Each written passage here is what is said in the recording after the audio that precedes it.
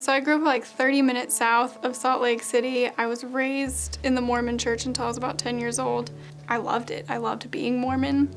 I loved being in such a big Mormon community. I loved the music. I loved my classes. I loved it. I stayed in the church until I was about 18, and then I started reading a lot about Joseph Smith, and it became harder to overlook passages in the Book of Mormon, like they got cursed with dark skin, and finding out that people of color couldn't have the priesthood up until 1978. Like, this was not that far away. So I started digging more into the background of the Mormon church and realized that there were a lot of inconsistencies that became very glaringly obvious. So I then started to turn against all religion at that point.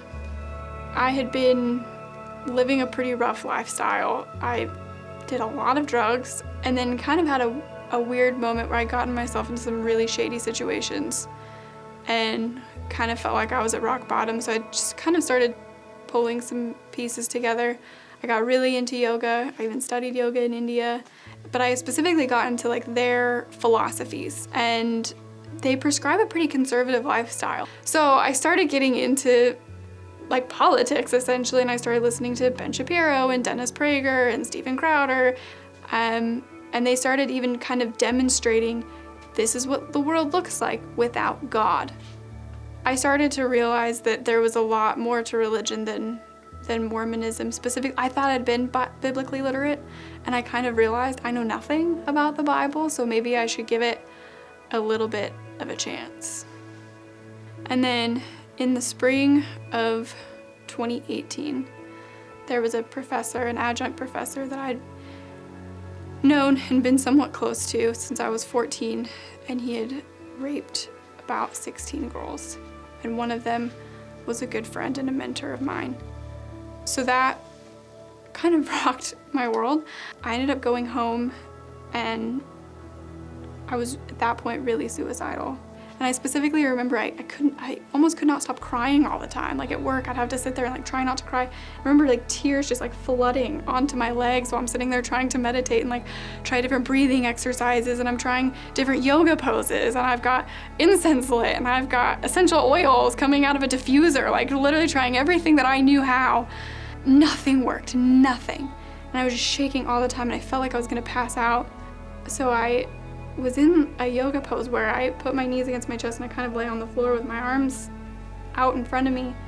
And I remember having this weird moment of surrender where I literally, in my mind, like cried out to God, like, God, please help me. If you are up there, please help me, because I cannot live like this. I'll die. I will. And I remember immediately, and it like shocked me, the shaking stopped. And I felt like this giant weight had been like lifted off of my body. I did a complete 180 from that day forward. I was offered a fully paid for master's degree at Utah State, and something in me was just saying, you can't stay. So I came back from Christmas break and was telling all my friends, I'm not doing the grad program, I'm going to Tennessee. They're like, do you know someone? No. Do you have a job? No. Are you gonna go to school? I don't know. Well, let's find out. Since I've come to Franklin, yeah, a lot of changes have happened, specifically within theology, kind of navigating what I believe in terms of kind of some of the deeper stuff beyond I believe in God. I believe that Jesus Christ is my Savior, kind of digging deeper. I learned what Christian fellowship looked like. I joined the discipleship program, and that also meant letting go of my Mormon baptism.